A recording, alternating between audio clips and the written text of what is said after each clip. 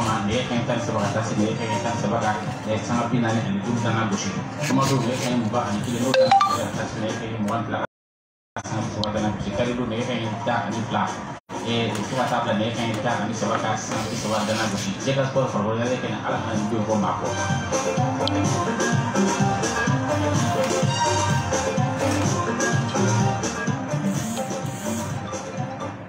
Maintenant, en nucléaire. Parce que pour les comment il vous l'appelez nucléaire. Oui, si elle est sur la bonne. Sonne avec toi. Ah bon. Bah, il y a pas de sur la ah ma sur la palo. Là sur la fin de sera là. Donc moi on a dans sur la droite dans la vie. Ah bon. Mais chambre de division. OK. Là sur on va dire. Ah bon. Mais mais nouvelle télégramme. Commandant de là. Ah bon. Mais nouvelle télégramme de là. Ah bon. Mais chambre européenne avec le Canada. OK. Mais Machamgo, club tu as Machamgo la manda le Canada. Ah bon. Mais en invité de la Matra. La Matra. Le championnat de 3e division c'était en commune 1 an. Ah bon. À jour va dans le bon au Canada non. Au pouvoir dans un train Angola. Au ticket. Son nom n'a pas 600. Donc mais bon pas de la Canada. Il est à la dialogue. Ouais, branqué. Branqué. Pour passer là. Ouais, mais tu peux nous là. J'espère que ça. Moi je ala blasa jong ala de oui so le si fera tout ma so son donc il bon ouais ah elle la longue ça ah ta souvent Gibson check up pip kaka se fond la kodo c'est numéro ah ils ont aïe son na ija ajile ba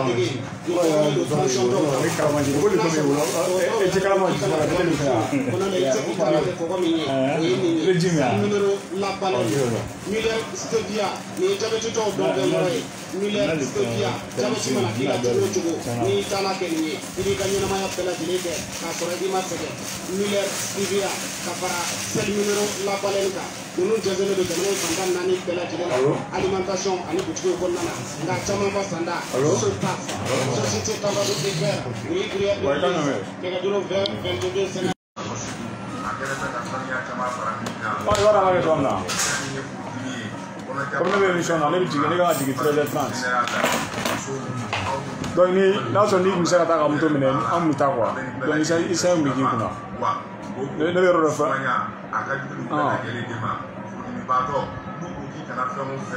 oh mais ah ouais le projet là ça yɛrɛ de bɛ ka position la sisan ou bien ni bɛ moto wɛrɛ sɔrɔ la ne bɛ yɔrɔ dɔ fɛ an bɛ ɲɔgɔn sɔrɔ n'an bɛ taa ne b'i wele après an bɛ ɲɔgɔn campagne ka taga.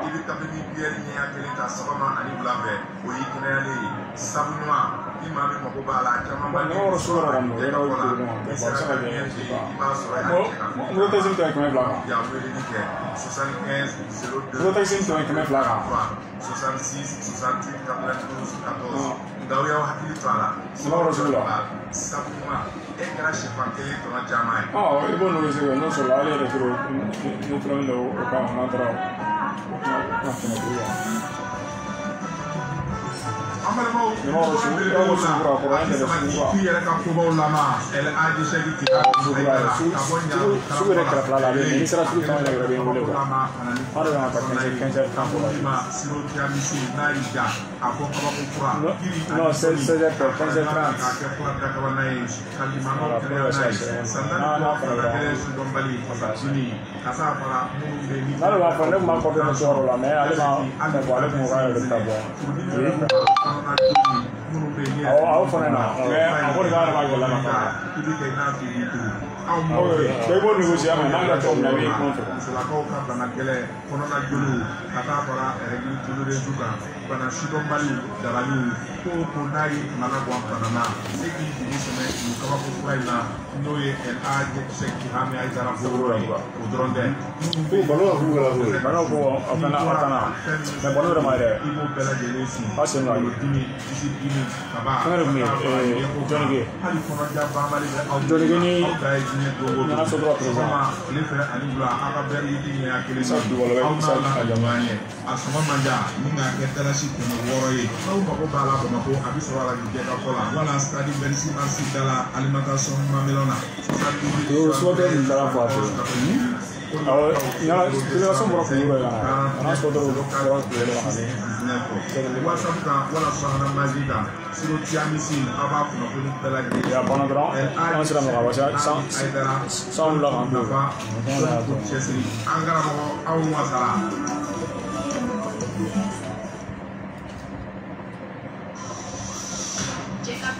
Comment se sent la photo?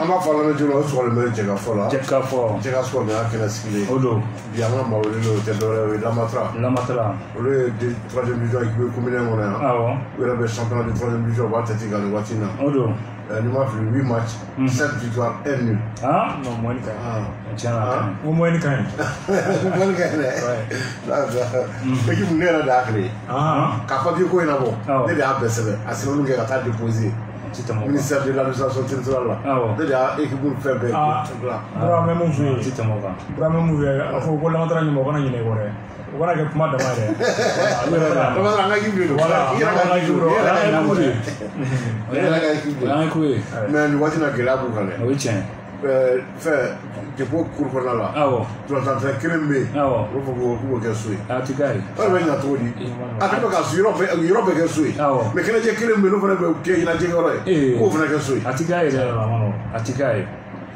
donc a ko kɔni a gɛlɛyalen bɛ tɔlɔntanaw b'an bolo fɔlɔ yan u bɛ yan donc an bɛ kuma ten o la k'u tɔgɔ ni jamu f'an na donc a se kuma balimakɛ i bɛ tɔgɔ ni jamu f'an ye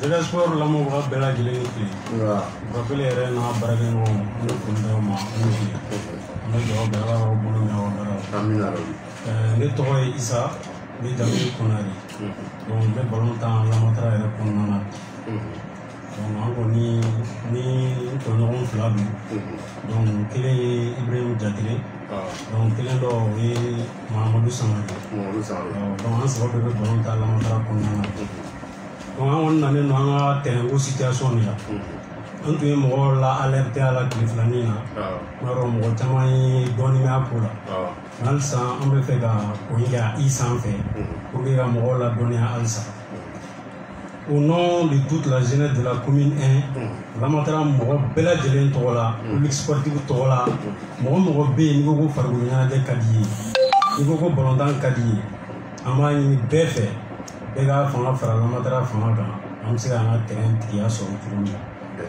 donc an b'a yira mɔgɔw fana na mɔgɔ minnu bɛ yen n'u b'a fɛ ka terrain jɔ k'a yira terrain biriki den kelen dali a la an tɛ jɛnɛ o ye Lamatara kumakan ye o ye jeunesse kumakan ye o ye balontan ɲɛmɔgɔ bɛɛ kumakan ye commune kɔnɔna na an tɛ jɛnɛ ye mɔgɔ si ka biriki den kelen da la donc u y'a yira k'a fɔ u bɛ fɛ ka baara daminɛ lundi donc an b'a ɲini bɛɛ lajɛlen fɛ lundi ni sɛbɛn min ye ni fajiri selila ni bɛ se ka taa au plus tard 7 heures an bɛɛ lajɛlen ka ɲɔgɔn sɔrɔ yen an tɛ kɛlɛ kɔ an tɛ woyɔ kɔ an tɛ violence kɔ mais an ka terrain an tɛ jɛn n'a ye baara ka k'a la an tɛ jɛn n'a ye bi an tɛ jɛn n'a ye sini woyɔ t'a la mais u k'an to an danbe la barisa terrain ye jeunesse de ta ye mɔgɔ mɔgɔ bɛ yen ni farikolo ɲɛnajɛ ka di ye an bɛɛ k'an bolo di ɲɔgɔn ma an ka nin ko in an k'a lutte kɛ ɲɔgɔn fɛ donc o message de kɔni b'an bolo k'a passer vraiment nin tɛ Lamatara kelen kungo ye nin ye jeunesse kungo ye nin ye balontan ɲɛmɔgɔ bɛɛ lajɛlen kungo ye nin ye balontan bɛɛ lajɛlen kungo ye voilà. Balaji i bɛ tɔgɔ ni jamu fɔ oui Bafele n'a ka jama Dianta sport lamɛnbaga bɛɛ lajɛlen aw bɛɛ ni tile ne tɔgɔ ye Mahamadou Sangare ne yɛrɛ bɛ jouer Lamatara contre la sisan donc a ka tɔn ko i fana bɛ se ka mun fɔ a kan bon ko ne yɛrɛ fɛnɛ bɛ se ka min fɔ a ko la parce que nin ko in daminɛna dilako tɛ dilako tɛ parce que siɲɛ fɔlɔ taw kɛra la u wulila ko la kosɛbɛ donc u tun ye mɔgɔw yɛrɛ bila ka taa dingɛw sen a la dingɛ yɛrɛ tun senna terrain na ka terrain kote 4 bɛɛ donc en un mot baara yɛrɛ tun bɛna daminɛ terrain yɛrɛ la quoi donc anw de wulila u taara cɛncɛnw bɛɛ to terrain na u taara bɛniya min to terrain na a bɛ bɛniya 7 bɔ o bɛɛ kɛra ka tɛmɛ o ni sisan cɛ a bɛ san damadɔ bɔ san 3 san 4 donc an wulila ka mankan de kɛ o kow la an ye mankanba de kɛ o kow la olu bɛ terrain min nɔfɛ ne parce que fɛn ne ma se ka entraînement ne ye entraînement fɔlɔ ne de y'o entraîner a terrain na terrain min a bɛ san 50 bɔ terrain ɲumanba u bɛn'o terrain kɛ so ye ne terrain feere fɔlɔ dɛ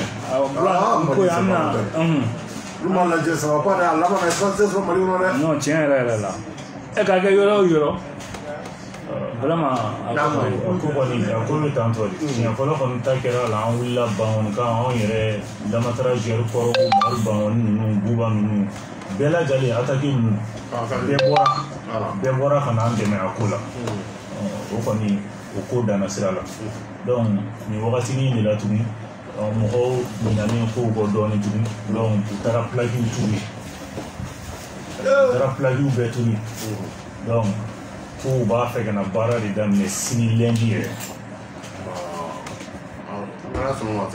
donc an fɛnɛ an seko ye min ye donc an bɛ wuli ka na kuma ɲɛfɔ yan donc aw fɛnɛ bɛ se ka kunnafoni labila cogo min na mɔgɔ bɛ se ka an dɛmɛ nin ko in na a kɔni ka d'an ye n terikɛ y'a fɔ cogo min na commune 1 jeunesse bɛɛ lajɛlen bon hali mɔgɔ minnu yɛrɛ bɛ wuli ko u bɛ taa terrain in baaraw kɛ bon a bɛ se ka kɛ dɔw yɛrɛ denw zera yen dɔw dɔgɔninw zera yen dɔw kɔrɔkɛw zera yen ka tɛmɛ donc a ko kɔni a ko bɛ tantɔ de dɛ an kɔni nana donc an bɛna information de passer kan.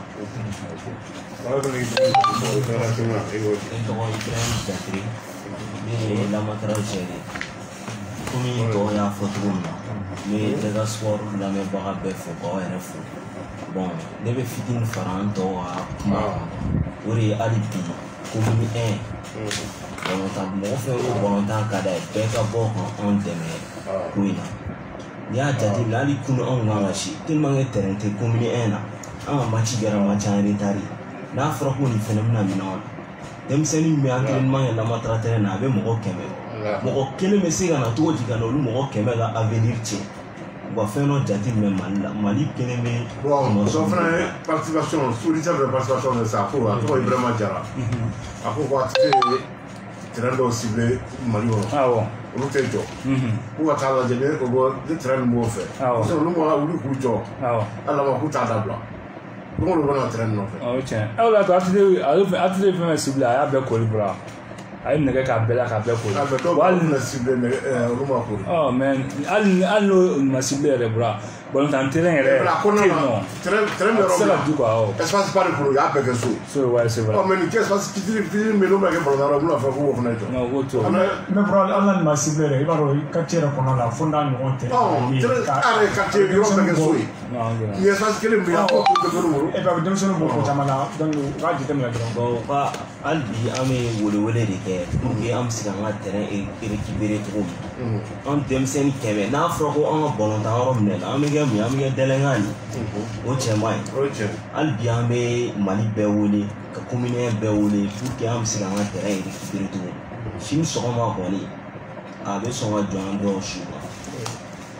an bɛ dugawu Ala ka ko nɔgɔya an ka so ma. d'accord donc i ye Damatara joueur kumakan mɛn donc an b'a ɲini u fɛ sa welekan laban min bolo ka se sodu public ma parce que vraiment ni terrain man kan mais terrain c'est mun ni ma commune kɔnɔ la. c'est vrai.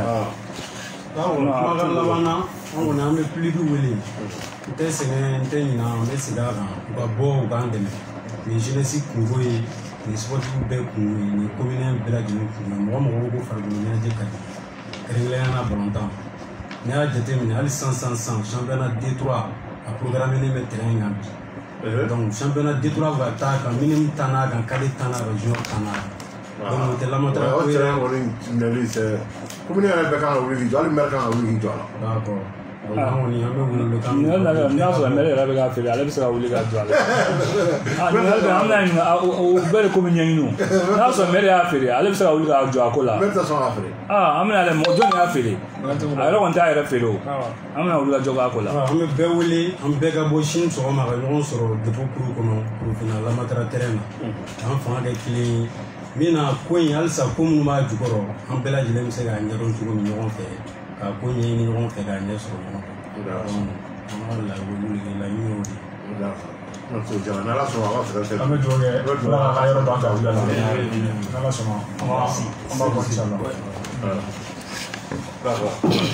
donc bura an bɛ dugawu kɛ fɛn min ye lamatara terrain ala k'a don denmisɛnninw gɛrɛsɛgɛ la n'an bɔra yan basketball ale kɔnɔna na nin waati in na fɛn min coupe sport directrice lycée sportif Ben Marsi ale ye directrice tɔgɔ la ko baaraw bɛ senna nin waati in na donc division baaraw bɛ kɛ mardi don n'o ye sinikɛnɛ kalo tile 3 musolakaw fan bɛɛ denmisɛnnin 2 bɛɛ lajɛlen bɛ tan 16h waati AS Mande musolakaw ale ni CPS musolakaw olu bɛ ɲɔgɔn sɔrɔ 18h centre Duruci basket club ale ni Kalaban sport musolakaw olu bɛ ɲɔgɔn sɔrɔ donc don kelen na cɛlakaw fana ka denmisɛnnin baaraw bɛ kɛ 16h Kalaban sport cɛw olu ni CDB n'o ye centre Duruci basket club ye olu bɛ ɲɔgɔn sɔrɔ CCOD 19h waati ale bɛ lycée sportif Ben Marsi k'aw bisimila n'o ye coupe du directrice lycée sportif Ben Marsi kabalakaw fɛ nin waati na bura a baaraw bɛ senna n'an bɔra yen an bɛna senna dɔlɔ ta ale kɔnɔna na bura an bɛ taa an ka district olu kɔnɔ i b'a ye k'a fɔ fɛn min ye district an bɛ taa fɛn min ye commune 6 ale kɔnɔna na matchini gala belebele min bɛ kɛ bi wula n'u k'a ma ko matchini gala bura i b'a ye k'a fɔ san o san ni stade de Mali Bamako n'ale ye exploit kɛ u ka supporter dɔw bɛ yen u k'a ma ko Warikɛ Traoré bɛɛ k'a ma ko Galas a bɛ nin balontan nin gala in k'a labɛn ka sababu kɛ nin waati in na ɲɛmɔgɔlakaw fɛ ko u ka jeune maa 3 tun bɛ stade ka effectif la ɲinan n'o ye Seku Konate Romario Moriba Jara ale ni Boubacar Jara senior donc k'u kɛlen champion ye ka fɛn min ye ka coupe du Mali fɛnɛ ta donc k'a bɛna matchini gala belebele labɛn bi wula in na a bɛ kɛ cité UNICEF ale bɔlɔnna terrain awɔ cité UNICEF bɔlɔnna terrain na cɛ kunu sanji cɛ sanzo jizo donna a ka so kɔnɔ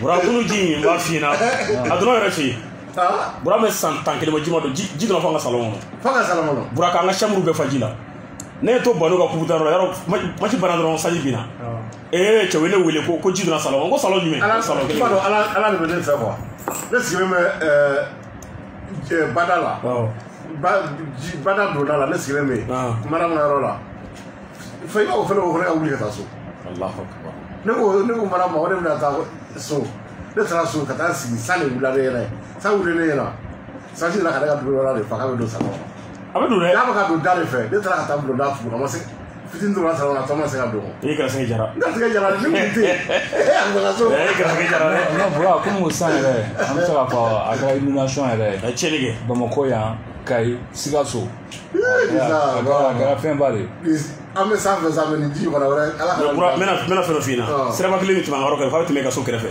ni min ɲɔgɔnna damadɔ tora ka na sira in bɛ tigɛ yen sira la a kɛra ba de a kɛra dingɛ ye ka bɔ a kɛra ba de kun kuru ne bɔra k'an jɔ sanfɛ escalier sanfɛ k'a lajɛ ka sira lajɛ ne ɲɛ bɛ a kɛra baji de kun a kɛra baji ye dɛ a bɛ tɛmɛ ne ka fɛn yɛrɛ de kɔfɛ a kɛra baji de a bɛ dugawu kɛla ka ko ɲɛ ne ko cɛ kunun ta ma nɔgɔya donc bi wula in na fɛn min galasa kelen ka wele bila sarisi bɛɛ lajɛlen ma ni balontan kanubaga bɛɛ k'u ka bɔ ka caya kosɛbɛ cité UNICEF ale balontan terrain na ka taa kɛ nin matchini gala belebeleba in donc a ka balontanna minnu b'a la olu ni terikɛw k'u ni stade balontan équipe bura k'u bɛ ɲɔgɔn sɔrɔ bi matchini gala la an bɛɛ fɛn min Galaxy a yɛrɛ foni waati na ale min ye kulo in k'a labɛn bura bɛɛ n'an bɔra yan an bɛ taa district olu kɔnɔna na i b'a ye k'a fɔ district 3 olu ka D3 balontan bɛ senna 8e journée poule A ale baaraw kɛra kunu ka ban pepewu AS Racine ale ni Ɲome ye ɲɔgɔn sɔrɔ kunu Ɲome ye seba sɔrɔ 1 ale fɛ san ka na mais disons qui c'est moi là Cɛnɛgɛ ji an t'o de fɛ Cɛnɛgɛ ji a ti c'est moi là sinon san ka na san nali ka ɲi o ka d'an ye Cɛnɛgɛ ji ala k'o d'a ma o ye tiɲɛ donc kunu AS Ɲome ale seba sɔrɔ Racine o kɛra 1 ani Kanangolo FC Santos ale jigiya ci kunu 7 ani 1 FC Simene bura i ka cɛ Isa FC Simene Isa Simene kunu ye tasuma suru ɲɛta kan 1 ani Kanangolo donc fɛn min poule B ale 6e journée baaraw bɛ kɛ bi dimanche na kalo tile fɔlɔ le 1er août bi 16h waati ASKI ale bɛ AJSS bisimila ka bɔ Sikɔrɔnikaw fɛ USSK ale ni AS Commune 3 bɛ ɲɔgɔn sɔrɔ Cosmos ale bɛ BCC k'aw bisimila ni bɔra balontan fɛnɛ na an b'a kibaruya di limanaw ma n'an bɔra bɛ taa commune 2 yɛrɛ kɔnɔna fɛn min ye sport match kunnafoni olu b'a la u bɛ jeu vidéo ni USSK ni Commune 3 bɛ ɲɔgɔn sɔrɔ bi u b'a la ka jouer donc n'an bɔra yen bura an bɛ taa district 4 ale kɔnɔna na olu fɛnɛ ka balontan bɛ senna n'o ye Kardasi ye a balontan totora balontan 1 bura u bɛ tan bi an bɛ se k'a fɔ bi ta ye a finale de bɛ ka tan bi finale de ye bi ta ye n'o ye communicatif mɔgɔw ka 3e division bura Lafiyabugu terrain municipal la bi i b'a ye k'a fɔ nin derby belebele ni championnat de finale bi tambi la fabutre municipal ale sanfela 16h wati FC Danaya ale mi premier avec 13 points ale ni FC Berté deuxième 12 points go yonso non finale bega sor yere bulu o wati kele na mais Danaya nil so o kele champion avec 14 points là mais Berté pour gagner champion bi va pas que ça donc wati kele na el sabatere na bulene be ka fo geye ale fene AS Magic Foot lu fene be yonso ro mbara bontana amba ki wara di le mano bura pele donc na mbora ça ni sport mas ko fe mimbe commune 2 ale ko no fe mi coupe bo fitini dramé ale malé mi skoro be Congo Brazzaville ma tola ko première édition a baro na damna très poussière rouge ale sanfela na wati na buzola ko fe baro be damna kalo clé sabanata ngololina ale ne sarama be nyongo soro no bolta kuncero dugsije kalo clé nani FC Bag ale be jeka fo bismillah kalo clé duru bafaro ale ne nyarla ko be nyongo soro kalo clé woro bozola ni yirimo jobe nyongo soro kalo clé konoton bangoni plateau ale be jetu bismillah ASBA ale ne masa be nyongo soro bleu blanc ale be FC Sine bismillah Ablo Foot ale ne yoro city be nyongo soro femi benge fadiga bozola ko fe ale ne kibara no franyo nga bura kudama amba re foni watina fo ya fo bozola ko fe namora ya metanga région du konna femi Sikaso ko kayka fe plutôt Sikaso tabana Sikaso kera Sikaso champion donc kayka fe bura bara da na kunu ni bolontan fly kunu AS Tamaro kabo yirmane ka fe bura ale burna femi AS Jaria nyekoro kabo tukuto kera fla ani kanangulo o kunu kele na AS Bafin ale kuma ga AS ka bismillah AS ka no ye Brahma Play travailler ka ton bura c'est pas son Bafin kunu fla ani fu donc baro be continuer bi ndola ci fla fene be tambi AS Espoir di kaso kabo kaso ko fe kaso kay dugu kono ale ni FC Karta olu be ngon soro réveil de bafon ale be AS Yiriba ko bismillah donc chini kalo clé fla baro be continuer Jaria ale ni AS bafon be ngon soro ASK ale be Tamaro bismillah baro be continuer mardi do kalo clé saba Yiriba ale be Espoir di kaso ko bismillah réveil de bafon ale ni AS Karta be ngon soro ni baro bontana amba tibra fene di limanoma do namora kay buram ta Sikaso sebu ko fe baro me Sikaso bi ndaba ka bala Sikaso ko mo me Sikaso amta sebu ko pour ne balon no deuxième division ligue de Sikaso top Sikaso ko mo ne dima sebu bi top 6 no sebu ko ka championnat deuxième division ale baro be sena bi top 6 en droit ko be sena 4e journée ale baro be règle gra kunu no 3e journée plutôt Falima FC ale ne as kala ke nyon soro kala ke ko ne seba soro Falima ko kara saba ani kanangulo donc kunu sa FC Medine ale ni Salima ko ngaji Salima me forfait signé donc Medine ale be gain sur tapis vert ko kunu kele na bura sew balançant ale ni sew buguni le nyon soro bura balançant seba soro tant buguni ka fu bura 16 buguni 3 matchs 30 buts encaissés 0 but marqué donc Espérance Outi première journée 11-0 deuxième journée Falima Outi 9-0 kunu balançant Outi 10-0 30 buts encaissés en 3 matchs 0 but marqué donc fami segu ko fe bura 4e journée no clean na baro be ke shiningene mardi do Espérance de Medine ale ni Falima be nyon soro ni Medine troka match gain bura o championnat segu o ya kunchede aw donc bon temps crève sabe ka CF balançant ale ni kala ka fe be nyon soro kono bon temps na faka bon kosobe ka so ke ni fe ma ka champion fuga match gain no fa be nyon neutraliser ni Medine gaina o bara bané donc c'est buguni ale ni Salma be nyon soro ka Salma mi ale kono kan no ka balançant est premier avec 9 points plus 13 deuxième Medine 9 points plus 12 troisième Kalaké 6 points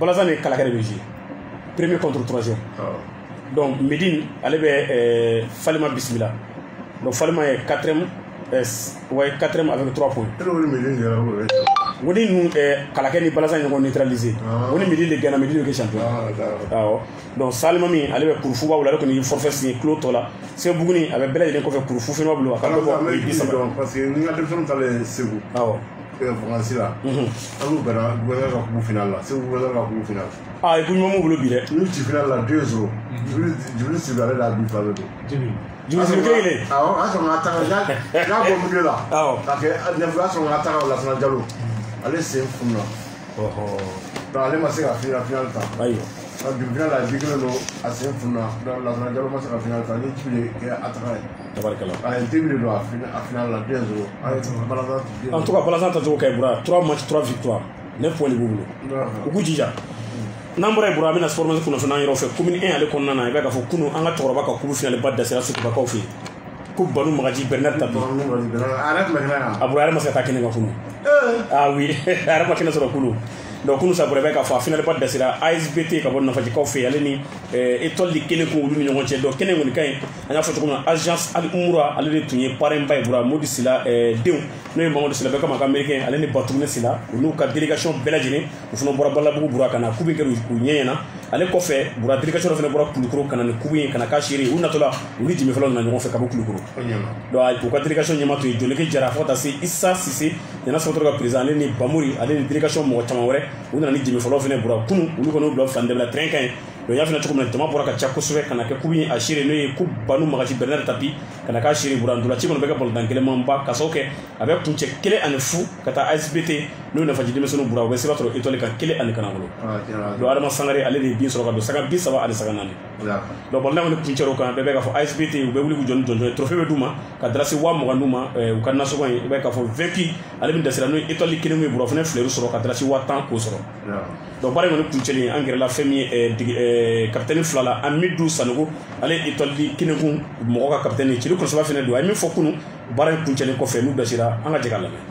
Bon, hakilina min ne la o ye ka organisateur yɛrɛ fo fɔlɔ ka journaliste fo bon n ko équipe fana fo ka ma dirigeant fo fo ka taa s'an ka entraîneur bɛɛ lajɛlen balontan ye dɔ bɛ gagner dɔ bɛ ci effectivement c'est ça bon bi malchance an de sɔrɔ on cira donc n ye équipe victorieux fana fo vraiment balontan jara a jara yɛrɛ parce que n ye résultat jateminɛ i b'a ye balontan ye seerelen don halisa an bɛ wele bila Kulukoro dirigeant yɛrɛ fana ma u b'a lajɛ u ka fara équipe kan pour an ka se ka dɔ fara organisation kan pour que tournoi ka se ka caya parce que n'i y'a jateminɛ balontan dɔgɔyara anw fɛ yen a dɔgɔyara kojugu donc dirigeant ka fara ɲɔgɔn kan u ka se équipe ma u bolo fara ɲɔgɔn kan anw yɛrɛ dɛmɛ k'an jɛkulu dɛmɛ tiɲɛ yɛrɛ la an bɛ difficulté la dɛ an bɛ difficulté la k'an yɛrɛ dɛmɛ pour que k'an bila condition na an ka se ka balontan ɲumanw ta don n'a nataw la ka se ka taa Mali représenter yɔrɔ wɛrɛ. Voilà ne tun ye Amidou Sanogo n'ale ye étoile kelen ko mɔgɔw ka jalatigɛ ale kɔfɛ sa an sera Bubakar Bagayoko ma ale ye ASBT minnu ye kubu ta kunun olu ka capitaine fana don a kɔni ko bura ko vraiment nin ko in ɲɛna kosɛbɛ ko Banu Magaji ko mɔgɔ min don k'a wuli ka jɔ fanga bonya kosɛbɛ Mali balontan kɛnɛ kan donc n'a ye nin kubu in dara a tɔgɔ la bura ko minnu fana kubu da k'u ka continuer nin baara in ko Banu k'ale nin ka kan Bubakar Bagayoko a ye min fɔ an ka jɛ ka mɛn. Bon, hakilina min na an bɛ Banu Magaji fo ka waleɲuman dɔn parce que a ye initiative ta an ka cɛ ka denmisɛnninw gɛrɛ ɲɔgɔn na balontan a bɛ na ni gɛrɛ ɲɔgɔn na de ye donc a initiative a ɲɛna a diyara anw ye an b'a fo ka barika da o la a jeunesse content don toro a kɔrɔ parce que ni mɔgɔ ɲɔgɔn fasugu ni mɔgɔ ɲɔgɔn na ka dɔgɔ an bɛ don min na bi Bamakɔ kɔnɔ min bɛ se ka denmisɛnninw gɛrɛ ɲɔgɔn na foyi wɛrɛ tɛ ni balontan tɛ donc an b'a fo ka waleɲuman dɔn o la a gɛlɛyara minɛ an ni Magaji bon terrain position man ɲi bon terrain ko olu bɛɛ y'a sɛgɛn dɔɔnin mais ala nana n'a ka na ye an ye sebaaya sɔrɔ.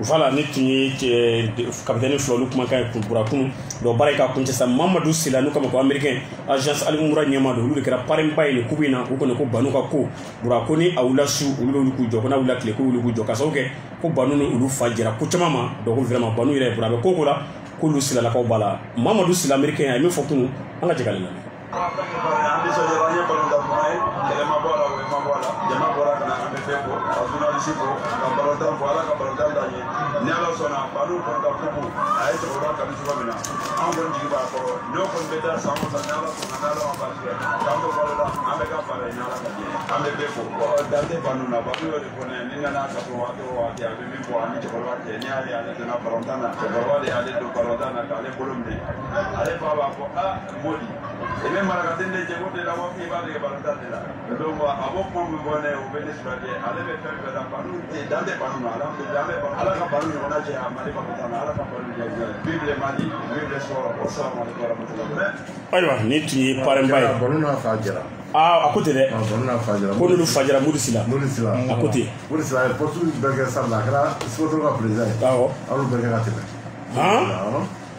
o tuma na a dun fana denw bura u b'a fɔ k'u sen da sɛnɛ nɔ na dɛ donc an b'u bɛɛ lajɛlen fo Batugunɛ Sila ale ni américain an b'u bɛɛ lajɛlen fo an ma nin ba Sila kɔ minnu bɛɛ ye Silalakaw ye Balabu kɔfɛ bura donc ko Banu Magaji Bernard Tapi a baara kuncɛra nin cogo in na kunun bura kunun fana fɛn min ye cɛkɔrɔba a y'an laja kosɛbɛ Fatu fana bura fana ma to kɔ a y'an laja an ye fitiri sela fɛ yen de o fa y'an daminɛ aw dɛrɛ ah bro cɛkɔrɔba ne ko cɛ nin ye maraka tɔw ye dɛ n'i taara a bɛ servi ji de la fɔlɔ ko ne ka nin micro tɛ sɔrɔ Kolokani ko nkalon nin tɛ sɔrɔ Banama fɛnɛ donc banu bro an b'a fɔ an bɛ dugawu kɛ bro ala ka ɲɛ mɛn a la a n'a ka denbaya bɛɛ lajɛlen an b'u fo ka minnu fɛnɛ kubu da ko san caman u k'u hakili to banu magaji la ka nin kubu ɲɔgɔnna da a tɔgɔ la ni ne fɛnɛ ka di an ye kosɛbɛ bro kelen n'an bɔra yen Sportmax kunnafoni bro an bɛ taa commune 4 ale kɔnɔ coupe Baba Sissouma 6e édition n'ale ye baarakɛɲɔgɔn ye radio Maliba FM na bro a tɔgɔ la k'u ta ko 6nan ɲinantaw baaraw daminɛna a parrainba le jeune opérateur économique Omar Daf ale de b'a jigin kɔrɔ ɲinan tuguni donc balontan fɔlɔ minnu kɛra ayi n'aw wulila fɔn fɔ a b'aw dɛmɛ donc baaraw daminɛna depuis samedi kalo tile 31 Amalidɛmu Dolatitɛri na Soso ale ni FC Baro ye ɲɔgɔn sɔrɔ kɛra fani bi 1-1 ka Trobiti la Baro ye sɛbɛn sɔrɔ kɛra 3-2 o kɔfɛ sa FC Labo ale ni FC Aliba ye ɲɔgɔn sɔrɔ Aliba ye sɛbɛn sɔrɔ kɛra 2-0 o don kelen fɛnɛ na i b'a ye k'a fɔ FC Tanti ale ni FC Duga ye ɲɔgɔn sɔrɔ wa ko Duga ye forfait signé o balontan na donc fɛn min Maliba Sport ale ni FC Foyer ye sɛbɛn sɔrɔ Maliba Sport o kɛra 3-1 donc bi dimanche na ko baaraw bɛ continuer terrain second cycle ale kɔnɔna na FC Matin ale ni Bassa bɛ ɲɔgɔn sɔrɔ o bɛ kɛ 16h 17h waati FC Pima ale ni Nanina olu bɛ ɲɔgɔn sɔrɔ donc terrain Amalidɛmu na bi wula na FC Sion ale bɛ FC Juka k'aw bisimila Laji Adama Koni ale min ye commission d'interrogation ɲɛmaaba ye a ye kibaruya min lase an ma pour rappeler donc n'an bɔra yen an b'a kuncɛ ni Ligue de Bamako bura 2e division saison 2020-2021 baaraw kuncɛra kunu pewu champion donna bura kunu waati fɔlɔ la Africa Foot ale ni Jara olu ye ɲɔgɔn sɔrɔ olu tɔn 2 bɛɛ tun dasira première journée la bura nka kunu fɛnɛ u ye ɲɔgɔn neutraliser 2-2 fo ani fo donc bɛɛ tun bɛ ka balontan belebele min kɔnɔ bura 18h kunu Guitars ale ni Afe bura olu bɛ ɲɔgɔn sɔrɔ bura balontan fɛn min festival de bi Guitars tɛ hinɛ Afe la bura bɛ tɛgɛ dafe kulo kɔrɔ kunu 4-1 4-1 mɔgɔw bɛ kabako danu bura n'i y'a image lajɛ i bɛ sɔn u ye Afe ta gɔnɔ ma bura donc pour une 2e fois tuguni Afe bura ka laɲini u t'a sɔrɔ ka sababu kɛ salon ni yɔrɔ kelen fɛnɛ na u bɛ échouer ka sababu kɛ Asoko fɛnɛ kun ye fakunbaw la donc kunu u ni Guitars ka balontan bura Afe kɛlɛ ka jama cɛ ka na ka biye tagali mɔ k'u n'u sigi ka balontan lajɛ ka tɛgɛrɛ fɔ ko Afe bɛna gagner ka kɛ champion ye mais bura kunu fɛn min ye Guindo n'a ka denmisɛnw bura Guitars m'a fina bura i komi n'u yɛrɛ t'u ka match dɔw lajɛ u bɛ se balontan na i se b'a sɔrɔ 4-1 donc banna ka ban Guitars kɛra Bamako champion ye saison 2020-2021 nka kalo tile 4 mercredi baaraw bɛ kuncɛ lada balontan dɔrɔn don 16h waati Africa Foot ale ni Afe bɛ ɲɔgɔn sɔrɔ a balontan nafaba t'a la ka sɔrɔ kɛ champion donna ka ban 18h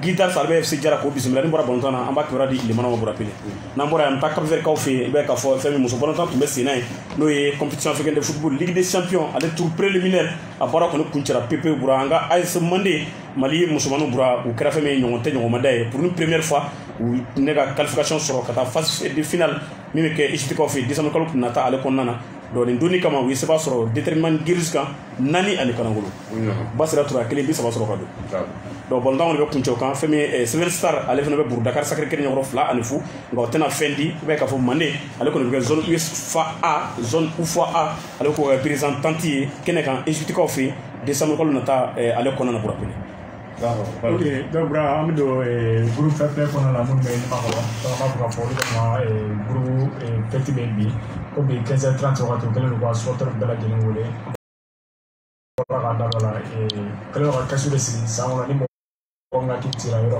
i bɛ mugan sara donc o cotisation faralen ɲɔgɔn kan san ban ni san. Yɔrɔ kɔni an bɛ wari sɔrɔ Real Madrid jogo dɔ bɛ ci. A y'an ka daminɛ. parce que bɛ sɔrɔ u bɛ kɛmɛ sara yen na.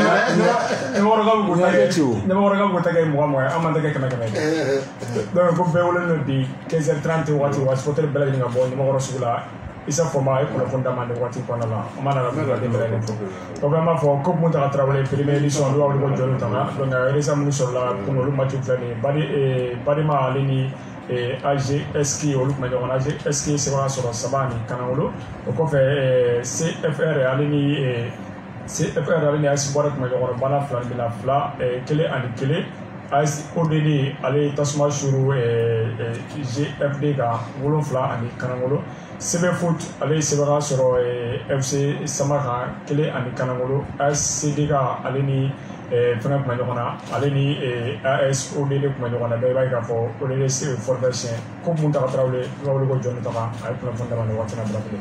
Bon n'an bɔra yen compétition africaine de football n'o ye sen na ndolantan dɔ ale fɛnɛ kɔnɔna na donc fɛn min ye suspense min tun bɛ sen na ni mɔgɔ tun bɛ ka ɲɔgɔn ɲininka fɛn min Binka a bɛ taa wa a tɛ taa dɔw ko Binka ko moyen bɛɛ t'u bolo ka taa Mali représenter compétition africaine de football coupe CAF ale kɛnɛ kan mais bura c'est officiel bi sɔgɔmada in na CAF ye liste bɔ ka bin jamanaw ka représentant Mali tɔgɔ kɔrɔ an ɲɛ b'a la Binka FC u bɛ taa Mali représenter coupe CAF ale kɛnɛ kan ɲina saison 2020-2021 non 21-2022 donc Binga u bɛ kɛ Mali ka représentant ye critère fɛn fɛn min fɔra CAF fɛ Binga bɛ se u y'a bɛɛ rempli donc fɛn min a kuma kɔni banna ka ban pepewu Binga Mali ka cɛbɔ de coupe CAF ale kɛnɛ kan an bɛ dugawu kɛ Ousmane Sise ka denmisɛnninw bɔra Ala ka gɛrɛsɛgɛ ɲuman d'u ma fɛn min ye coupe CAF ale kɛnɛ kan ka sababu kɛ tirage au sort bɛ kɛ le 15 août nata bɔra dans 2 semaines tirage bɛ kɛ Binga b'a ka adversaire ka dɔn donc n'a bɛ kɛ cogo min na ni ale bɛ kɛ Bamakɔ ou bien n'a bɛ kɛ jamana kɔ kan an b'o kibaruya di jamana ma nka Binga an bɛ dugawu kɛ bɔra c'est la deuxième fois dans l'histoire bɔra deux équipes ka bɔ ka taa Mali représenter coupe CAF la Yesu Buguni kɔfɛ an bɛ dugawu kɛ Binga Ala ka sebaya don.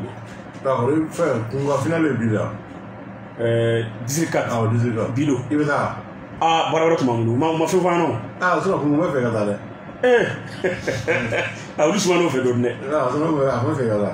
Olu suma n'o fɛ o tun b'a fɔ an en avance. D'accord donc parce que n'a kɛra cogo min na an b'a gérer. An ka foli bɛ 14 président n'o ye kun kan. Fura nin waati in na an lamɛnni Banaba n yɛrɛ ka musokɔrɔba Kaja a b'a la k'an lamɛn depuis Banaba. Banaba an b'u foli waati. An ka foli bɛ Kaja ye. An ka foli bɛ Banaba k'a bɛɛ ni waati in na. Wala muso bɛ k'an ta n'o la faso kɔnɔ directeur ba yɛrɛ Omar Traoré olu ka Suwaro ka ɲɛmɔgɔ n'o ye Makɔnɔ Kulubali ani Bakari Kulubali. An foli bɛ Kayikaw fana ni waati in na. An ka mɔgɔ an ka foli fana bɛ an tɔgɔma fa fana ye Misini Siribe. An ka foli bɛ Kayikaw ni waati in na Kule FM sanfɛ o ka lamɛn. An b'u fo. An ka foli bɛ Kule FM baarakɛlaw bɛɛ ye. Radio Sɔgɔlen nɔ. Radio Sɔgɔlen ni waati in na an bɛ bɛɛ fo an bɛ radio sow fo.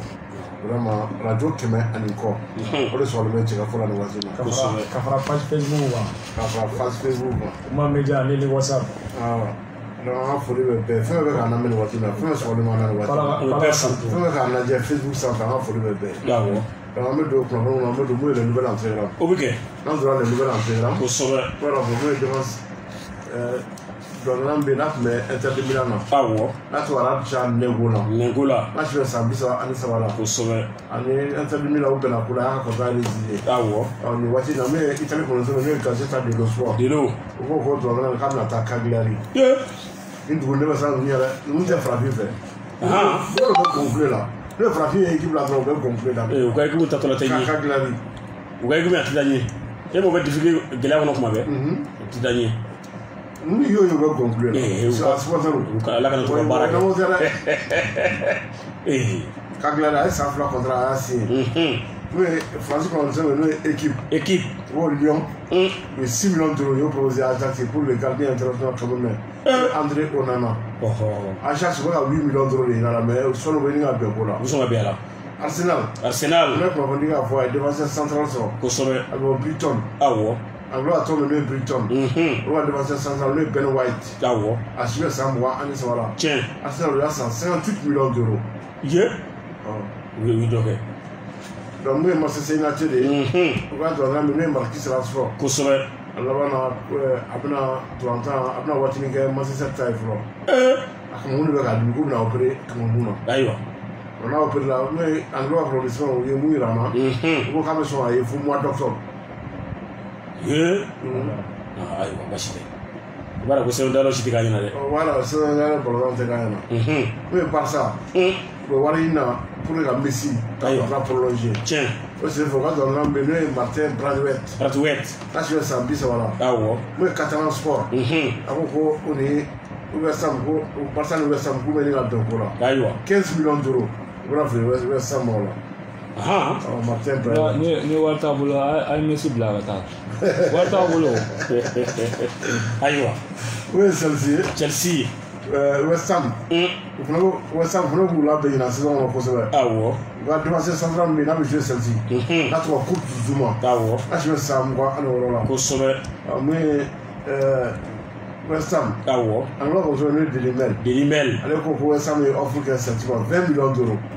Pour Kurt Zouma. A kuna dɔ don a la. Donc a kuma bɛ sen halisa. Kosɛbɛ. Gardien biti bɛ n'a bɛ jouer Paris Saint-Germain la. N'a tɔgɔ Alphonse Areola. N'a si bɛ san 28 na. Kosɛbɛ. A ye kɔ don Paris Saint-Germain la. A y'a signé West Ham. U y'a ta après la option d'achat. Ayiwa. N'o ye Alphonse Areola. O ɲɛna. N'o ye Sky Italia. Ko Bordeaux ani LB Salzbourg. Ko ɲini ka bɛn ko la. Ayiwa. Latéral ghanéen bɛ yen. Kosɛbɛ. N'a tɔgɔ Gideon Menza. Awɔ. Gideon Menza. Ko Bordeaux bɛna ta après la option d'achat. Kosɛbɛ. an bɔra an bɛna Côte d'Ivoire. Côte d'Ivoire. An bɛna Côte d'Ivoire. Awɔ. Wa tɔ min n'o ye ASEC Mimosa. ASEC. Wa président n'o ye maître Roger Ouyɛn. Tiɲɛ. A ye pataki bɔ ka ɲɛsin journaliste ma. Awɔ. A yira k'a fɔ a ka section football président. N'o ye Bakary Koné n'o fɔ Baki. Baki. K'a y'a labila. Awɔ. A ye mun kɛ? Bon a ma kun fɔ a kuma fɔ journaliste ye k'a ko n'o k'a y'a labila. Buran n'a tɛ se baara la k'a gɛn. Mun ye assemblée générale ASEC kan ka assemblée générale kɛ nin kalo. Est-ce que août sera bien août ya? Bien le 1er août. Donc le kalo tile 22. Donc l'assemblée générale kɛ. Kosɛbɛ. Donc o senfɛ u bɛna président kura ta section football président kura u b'o sigi. Awɔ. Pour le moment Baki Bakary Koné Baki international ivoirien yɛrɛ don koyi. Bura. U tɛ ka bɔ a kan na. A ɲɛna. Club kɔnɔ responsable ou dirigeant n'a tɛ ka fɛn kɛ. A y'a gɛn. N'a ma gɛn a bɛ mun de dɔ la dɛ. San joli a tɛ ka fɛn sɔrɔ. I b'a gɛn de. A laban na minnu bɛ a t'u gɛn. Parce que n'a tigi ma sanuya ka démissionner a yɛrɛ ma. A tigi ka sanuya de k'a fɔ tiɲɛna ne tɛ ka foyi sɔrɔ. Ne y'a bila. Ni y'a se yɛrɛ kɛra champion salon. Mais ni fɛn n'u ka ɲini fɛn tɛ ka sɔrɔ u b'a gɛn dɛ. N'u tɛ ka fɛn sɔrɔ olu tɛ k'u ta wɛrɛ gɛn. Ayiwa. Sinon dirigeant Bura n'i ye mandat kelen mandat fila n'i tɛ ka fɛn sɔrɔ a bila. Bientôt 10 ans. Garisɛgɛ di maa wɛrɛ ma k'a fɔ tiɲɛ yɛrɛ la ka kan ne dɛsɛra. Mais c'est caman wɛrɛ la. Mɔgɔ wɛrɛ k'a ta. Mana tɛ se ka démissionner o. Mais a b'a tigi gɛn de. A bɛ fɛɛrɛ kɛ k'u gɛn ka bɔ yen. Mun ye Marca. Marca. U ko ko Real Madrid. Real. U y'u ka opération offensive. Awɔ. U y'u ka missile wuli u ka missile. Cɛ ko na taa tiɲɛni kɛ dɛ. Kylian Mbappé. Subhanallah. Donc pari na bɔ bi taa in na kɔni. Kylian Mbappé. I b'a fɔ Real 200 millions d'euros k'u n'o di Paris Saint-Germain. Ka dɔgɔ. N'a ye tɔgɔ bila sɛbɛn na k'a fɔ k'a kɛra Real joueur 40 millions d'euros u b'o d'a ma prime de signature. Ouais mais Bura a bɛ ka taa cogo min parce que pari bɛ ka ban ne pari banna san wɛrɛ Real b'a sɔrɔ fu. Mun ye Marca ye ko Real fana ye wariba de proposé Mbappé ye kosɛbɛ pour que Mbappé yɛrɛ a muruti Paris Saint-Germain la 25 millions d'euros par an ko Real bɛ n'o de d'a ma 25 millions d'euros par an. Pari bɛ joli de? Pari ta b'o dugu ma. Bura n bɛna mun fɔ a ɲɛna n bɛna ni dɛngɛ wɛrɛ t'a kɔ ka taa dɛ. N'o de sɔrɔ Real Madrid la. O bɛ bɛn la. N'o ye Marca ale y'a kunnafoni di. 25 millions d'euros. K'a b'o de sɔrɔ par an. Basaro jɔra a ye ɲama. Real Madrid la n'o ye Kylian Mbappé. A kɛra bannen quoi. Légende. An tɛ kuma i ka kuma o. Ayiwa. Real nin waati la ka défenseur central fila taara. Kosɛbɛ. N'o ye Sergio Ramos. Awɔ. Ani Raphaël Varane. Tiɲɛ. Real ka défenseur central nin na. Villarreal ka défenseur central min n'o kuma Pau Torres. Achimɛ san 24. Kosɛbɛ. Alors qu'on se met le Vessan. Awɔ. O Real ko 100 millions d'euros ko proposé Villarreal. Bon Bura depuis Varane mun taara ɲɛ min fina nin da nalen ye. Championnat bɛna dayɛlɛ le 13 bi kɔ tile 11. Défenseur t'aw bolo. Défenseur caman bɛ sigi. Défenseur dɔw tun bɛ pɛrɛn la olu seginna ka na i n'a fɔ Valjo. Défenseur caman bɛ Bura Alaba nana ale fana ye polyvalent de ye. Défenseur bɛ yen. Bura Mbappé ka wari nana. Ɲinan an bɛ taa tugu cɛw la. Mbappé min ta san kɔnɔ 16 milliards 250 millions de francs CFA. Real n'o de d'a ma 16 milliards. Awɔ 16 milliards 250 millions de francs CFA. Basaro jara grand marché de Bamako. O tɛ a ka kalasara cayara n'a si yɛrɛ ye sanfɛ. Min yɛrɛ ye sanfɛ fɔlɔ 250 ko d'a ma san kɔnɔ 250 u k'o d'a ma san kɔnɔ. A cɛ k'i tukɛ mikoro kɔfɛ kɛ den ma comment ne wɔrɛ. Abudu Kangama suguba kɔnɔ ale ye Bamako ni plateau fana ko 16 milliards 375 millions de francs CFA. Abudu Kangama. Denmisɛnnin. Nin tɛ denmisɛnnin bilen koyi. Denmisɛnnin milliardaire ye o ye cɛkɔrɔba ye koyi. Tonton Mbappé. Fabi la wa. O ye talen ka ban koyi. Non c'est diɲɛ na. Yala an ka tɛmɛ ni nouvel entraîneur tɔ ye. Awɔ. Commune 4 ka i ko k'u ka final bɛ taa bi 14. N'o ye Kumu Kante. Awɔ. N'o ye 14 président. Kosɛbɛ. A ko final kɛnɛ kan. K'a ka bureau membre bɛɛ bɛna ye kɛnɛ kan. Ye. Wula na k'a bɛ kɛ festival de wula na. Parce que saison datugu de don. Saison datugu don. Tabarikala. D'accord donc Kumu Kante y'a kunnafoni d'an ma. An ka foli bɛ Kumu ye. An b'a fo. Cɛsiri ma Ligue 2 kɔnɔ. Awɔ. Ani 14 kɔnɔ la cɛsiri a fanga ka bon. Kosɛbɛ. An b'a fo. Baarakɛla don. Baarakɛla don dɛ. Ni baarakɛla tɛ an b'a fɔ ko baarakɛla tɛ. An b'a fo. An bɛ to kunnafoniw na. O bɛ kɛ. Ala ko sisan n'o ye Jɔn bɛ n'a bɛ jouer Bayer Leverkusen a sɔrɔ Léon Bailly a sigɛ san 23 la kosɛbɛ ala ma a bɛ kɔ don Bayer Leverkusen na alors a tɔ min n'o ye Aston Villa n'u y'a kunnafoni di k'a fɔ ko ni Allemand bɛnna ko la 30 millions d'euros kosɛbɛ tiɲɛ yɛrɛ Jamaïcain de don Léon Bailly 30 millions d'euros k'u n'o don a la ayiwa u bɛ ka remplaçant de ɲini u ka tubabu kan na n'o ye Jacques Grealish parce que Manchester United de offre que 117 Manchester City offre que 117 millions d'euros pour Jacques Grealish kosɛbɛ Aston Villa u y'o accepté donc an yɛrɛ a décision b'ale de bolo sa a ka décision ta donc a ko a bɛ sen na tiɲɛ n'an bɔra yen sa an bɛ don n'o ye an bɛna Guinée Bissau Ouazzouangara bɛ yen ni a bɛ jouer Guinée Bissau Ouazzouangara bɛ yen n'a bɛ jouer Dijon n'a tɔgɔ Mama Baldé kosɛbɛ a sigɛ san 25 la an b'a fɔ ma c'est officiel a ye kɔ don Dijon na a tɛ taa deuxième division na yen na a signé 3 mun ye la première division na a ye san 4 contrat a y'o signé kosɛbɛ 3,5 millions d'euros y'o de di Dijon ma mun ye 3 ye tabarikala d'accord nin fɛnɛ Zenit Saint-Pétersbourg o fɛnɛ offre kɛ kosɛbɛ Italie tɔn bɛ n'o ye Torino Ouazzouangara bɛ attaquant don k'a sɔrɔ Andrea Belotti 30 millions d'euros y'o proposé Belotti yɛrɛ a sigɛ san 27 la kosɛbɛ n'a taara Zenit la Idrissou fɛ a bɛ kɛ bana ye 4 millions d'euros b'o d'a ma par an Andrea Belotti o kumana d'accord bura ka kuncɛ basketball an bɛ don ale kɔnɔ Mali la yan bura bɛ k'a fɔ an ka I16 minnu kan ka taa fɛn min mun na Hongirikaw fɛ yen baara kan ka tɛmɛ ni kalo tile 7 cɛw musow plutôt I16 filles bura entre e ko ninnu yɛrɛ tɛmɛ fɔlɔ ka ban ni ala ma jan kɛ bura Mali bɛ se ka forfait signé koyi baara bɛ daminɛ kalo tile 7 ka kuncɛ kalo tile 15 Mali yɛrɛ tun ka bɔ yan mardi don kalo tile 3 mais bura visa de ma sɔrɔ fɔlɔ Hongrie visa ma sɔrɔ dɔ ye fo pisi di ministère mɔgɔ ma olu ye passeport bila ka taa Sénégal ja Hongrie yɛrɛ ambassadeur tɛ Sénégal fo Ghana de ani ko de ministère couture babura o ta kama ni ambassadeur bɛ sɔrɔ ni jamana min o t'o dɔn mais o se ka se dugu la olu sera bɛ fɛn visa d'u ma aéroport la o se ka mini subhanallah bura visa bɛ sɔrɔ aéroport la dɛ bura farafin jamana ko don tɔ dugu la i tɛ don o ti donnen kama tɔ dugu la i tɛ don o gɛlɛyaba de bɛ nin waati ko ka bɔ i ka so ka taa yɛrɛ la ko la o gɛlɛyaba bɛ yen fɛn min an ka I16 filles u kan ka taa Hongirikaw fɛ kuru kɔnɔ ka taa kɛnɛ kan nka an bɛ nin waati min na visa yɛrɛ taara ka sɔrɔ ka sababu kɛ département sport ko dɔw bila fo pisi san u taara Dakarikaw fɛ yen ambassade tɛ yen fo ka taa Dakar tuguni ka taa visa ɲini Dakar ka sɔrɔ ka na danga denmisɛnninw ma mais a tagali kɔni ni u sera ka taa an bɛ dugawu de kɛ sinon c'est incertain ko I16 ko I19 de don I19 ayiwa gɛlɛyaba b'u ka tagali ko la visa tɛ la ka sɔrɔ ale fana kɔfɛ an ka cɛw fana kan ka taa bura compétition dɔ fana na olu kan ka bɔ yan kalo tile 4 mercredi olu fana ka taali ko bura gɛlɛyaba b'a la ka sɔrɔ ko département ko wari tɛ yen aw kun Hongrie fɛ ambassade tɛ Mali la yan Hongrie ambassade tɛ a tɛ hali Sénégal a bɛ Ghana de ba bɛ Ghana de donc visa kɔni bura Mali o tɛ se ka a ɲini Faransi fɛ Faransi ka comme visa Schengen don bura Espagne yɛrɛ tun ye Mali invité tournoi dɔ senfɛ ka sɔrɔ kɛ partenaire bɛ Espagne fédération ni Mali fédération ni ɲɔgɔn cɛ u tun y'a invité tournoi dɔ la n'a tun taara yen Espagne olu bɛ visa d'a ma gratuitement donc n'an kun donna Espagne sisan an bɛ se ka Hongrie visa ta yen mais ministère des sports de ko bura ko wari fana t'u bolo ka billet ta ka bɔ Mali la ka taa Espagne o fana dabila la so n'u tun taara Espagne a bɛ nɔgɔya mais département ko wari tɛ yen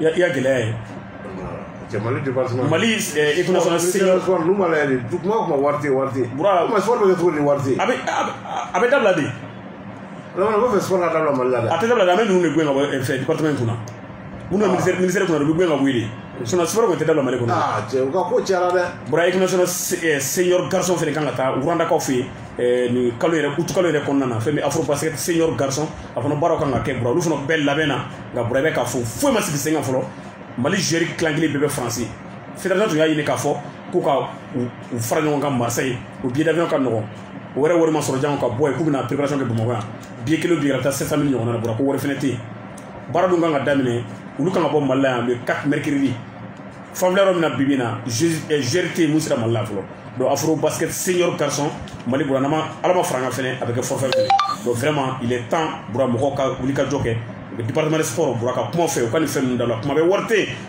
yen a dɔ bɛ dɔ la Mali an ma forfait ça va pas du tout ça va pas dɛ wari tɛ yen aw dun diya ye ko tɛ sa o fana ma ɲi dɛ ayiwa an bɛ taa sugu kɔnɔ sɔɔni an ka tɛmɛ ni kunnafoni tɔ ye Check up people. capable de prendre la photo. C'est le son d'une aventure qui démarre. Un réservoir plein chéchelle, nous sommes tous motivés pour cette aventure. Nous le voulons tous, nous sommes ensemble, nous sommes prêts. Que l'aventure commence. Chez Shell, nous sommes convaincus que chaque journée doit être une aventure. Chaque aventure commence par la bonne quantité de carburant de qualité supérieure. Rendez-vous dans notre station-service Shell la plus proche, obtenez la quantité pour laquelle vous payez et démarrez votre aventure. Shell, Sikatala. Wagalas. Go well. Allô? Ça va? Librairie et de la réussite. Kalanteke Abrani, Kalangamino Mantafa, Oka Kalangamino Ko, Ojoro, Akau Jisama, Isama Ibela, Sabu, Atara Kombofa, Kalanga, Kenimino, Kapala, Ah, ok. Effectivement. Ok. Nimino Bala Janko, Akalibu, Menode, Konda, collection flamboyant, collection de Liban. Horizon d'Afrique, dictionnaire, la rousse en venue au Robert, Francisco, comptable de l'école, le Donkoro, Ouada, lexique économique,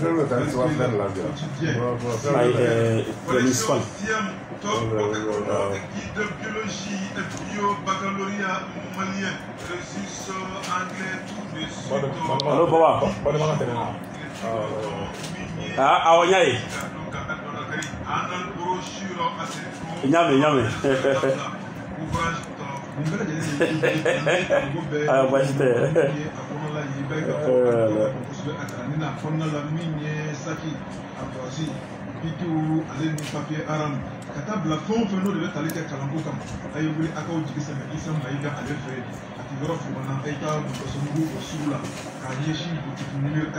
Il m'a voulu à Bolofrabetia, livre de la réussite à Kameka, un rapport, ligne livre de la réussite et son boyer. L'État au Bekata est numéro 1 autre les bien fait. Minon, nous le sera livre de la réussite là, au vrai de la son boy pour là. Il s'est mis sous à l'équipe, Naya ou la batch, la table du homme pour là. On peut souvent se réunir. On peut penser à la guerre. Librairie de la réussite, avec le son qu'un milliard au million au belle mon fois qu'il est fait. Ouais, ouais, ça va. Ayana? Non, on est ensemble, Inch'Allah. Ok. Miller Stevia, ni jabeti to dombengoroye. Miller Stevia, jabeti mana kila chugo ni tala kenye. Ibi kanyana maya bela jileke, kasora imaseke. Miller Stevia, kafara sel minero la balenka. Minu jazelo de jamana fandan nani bela jilela.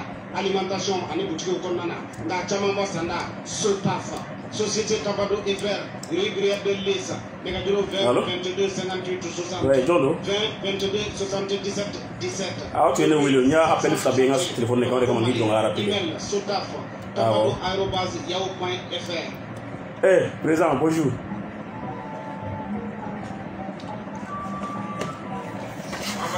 Simplement de Fofora, simplement, il y a pas de géré.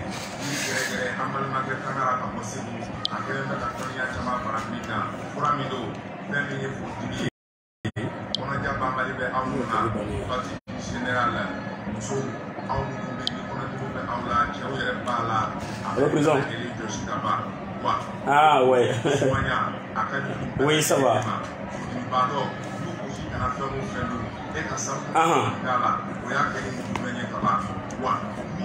d'accord.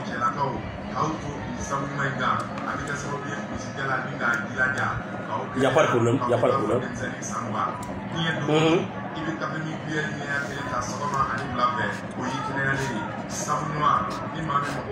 Tout à fait.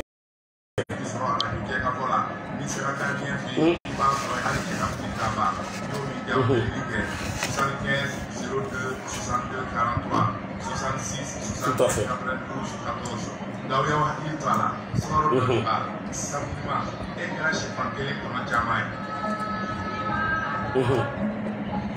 Oui.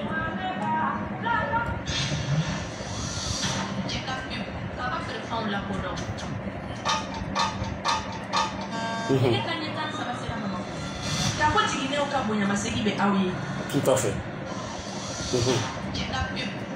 Bravo.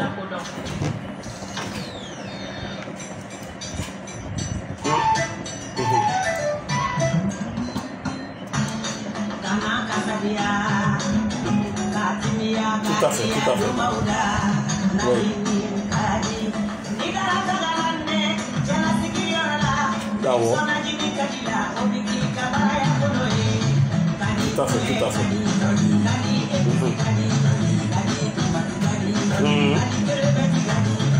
Tout à fait. Tout à fait.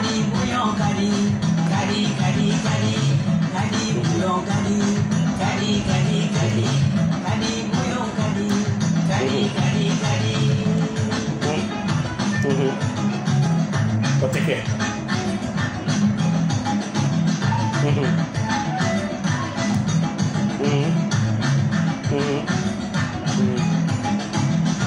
Tout à fait.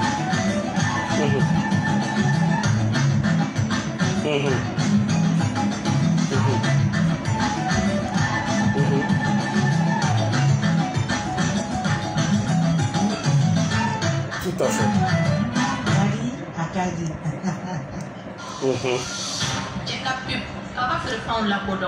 Pas encore.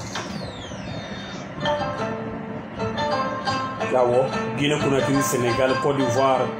Ye wele dakan ka bɔ Sonatam ɲɛmaso yɔrɔ o jateminɛ ne y'a jira k'a fɔ Sonatam n'o ye usine min ɲɛsinnen don siraw bamayɛlɛmali ma k'o jɔyɔrɔ ka bon kosɛbɛ jamana joli la misali la k'a daminɛ san 2000 ka taa bila san 2014 na Sonatam k'a ye sefa wari miliyari 260 yala ka na faso o hakɛ kɔnɔ minnu kɛra sababu ye ka baara caman kɛ faso kɔnɔ i n'a fɔ ekɔlisojɔw dɔgɔtɔrɔsojɔw ani sira dilanw ani k'a ye baarada caman dayɛlɛ denmisɛnw bolo bɛ se ka don baara la cogo min faso in fan caman kɔnɔ o kan kɔnɔ Sonatam k'a bɛ welewele kan da ko fɛn dɔw bɛ dilan usine kɔnɔ misali la sigɛrɛti min bɛ dilan fɛ yan Mali la a sɛbɛnnen b'o kan o bɛ dilan Mali la min bɛ feere Mali la a sɛbɛnnen b'o kan o bɛ feere Mali la ani i janto i ka kɛnɛya la sariya kɛlen don wajibiya o la sa sigɛrɛti feereta wɛrɛ man ka ye a b'a bolo la sɔn de ka tɛmɛsɛnɛ tɛ min kan i n'a fɔ Horizon, Oris, Monte Carlo, American Legend, Si, Ducal o n'a ɲɔgɔnna caman sabula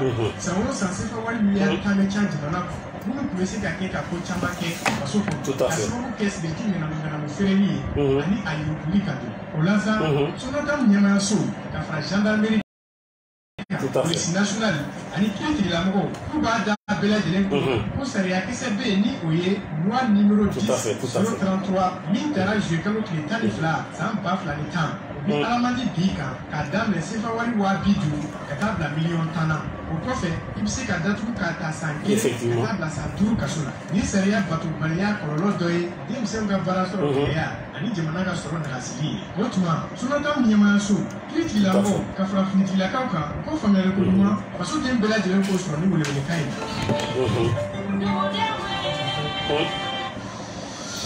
Bravo.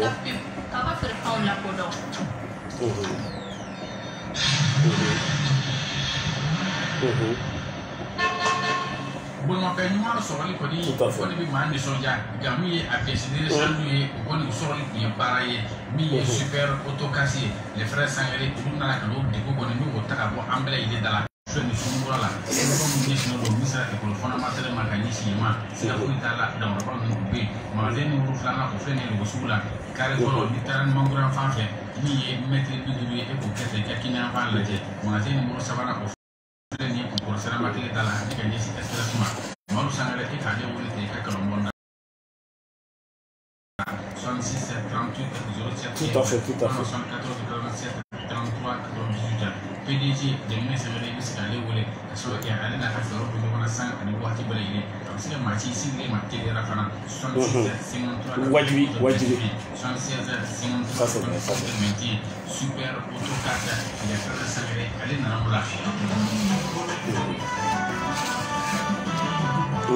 an balimaw n'i bɔra belebelew la ati sabati ku yɛrɛ ka fɔlɔ laban ɛlɛ aji sɛki tihami hayidara ka bɔ ɲaro karamɔgɔ la belebele a kɛlen bɛ ka kabako laban ka na ni fura dakaba n'a ye an ko min ma siro kiamisi n'a ye a ko kabako fura kiri ani dɔnni ka fara ɲɔgɔn kan k'a kɛ fura dakaba n'a ye ka ni n'a ye sannan ni fana gɛlɛn sidɔnbali dimi ka taa fara minnu bɛ ni tension jabɛti hali ni AVC fɛnɛ furudimi kɔnɔta joli minnu bɛ ne yɛrɛ dimi b'u la fura in e k'a dɔɔnin da i bɛ kɛ n'a fɔ i bolo aw minnu bɛ yen n'aw sagotɔw yɛrɛ la siyɔrɔ la musolakaw ka bana kɛlɛ kɔnɔna joliw ka taa fara règle kan wala sidɔnbali dabaliw ko n'a ye kumana bɔ a kumana na e k'i jigi sɛnɛ nin kabako fura in na n'o ye LH Ami Hayidara bolonɔ ye o dɔrɔn tɛ minnu bɛ yen ni furudimibaw tɛ se ka sun n'i tora ka fɛn min sunkalo ye i b'o bɛɛ lajɛlen sun kunkolodimi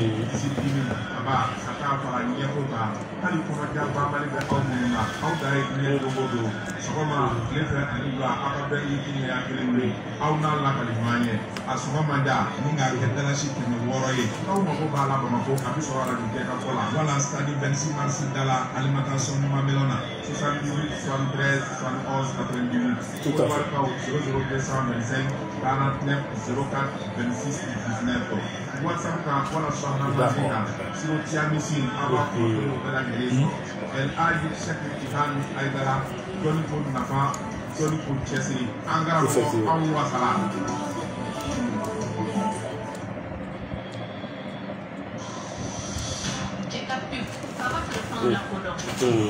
Wani Baraji. D'accord.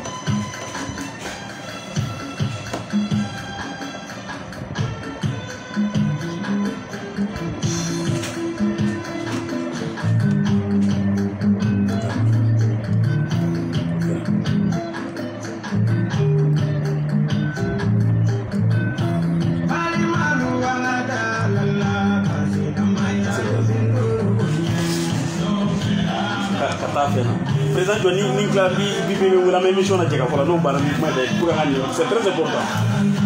Ah ouais. Ah ouais. Merci. Ah bah bien là son. Mega football. Bien là son. C'est que je le vois pour les filles. C'est pas du mal c'est que je le vois.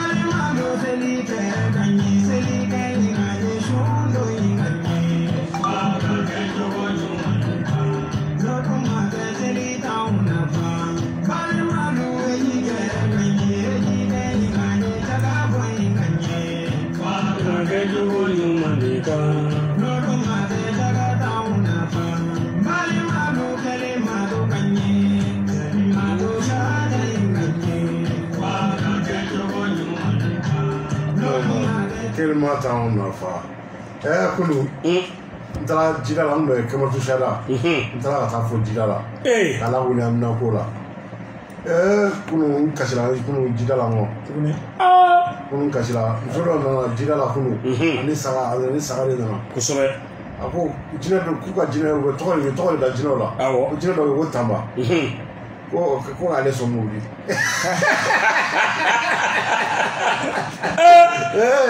kuru sigile kajere jira saga wa bula bula saga jira jira ko jira ko tamba ko ale so muri bura ni mobili bi sɔrɔla an fana an tɛna gɛrɛ dɔɔni da jino ti se n'o ka kuma f'u la o tɛ k'ale lamɛn yafo jino ti se bolu ti se kosɛbɛ foyi ti se ala de bɛ se tiɲɛ ni bɛ ala de fɛ sɔrɔ bɛ ala de fɛ yafataw yara zaw tiɲɛ ni muso n'a ye kɔlɔsi ta yafataw yara zaw di k'ala wele kosɛbɛ n'ala jaabi a jaba ma a bɛ mobili sɔrɔ o tiɲɛ n'o tama se ka mobili d'a ma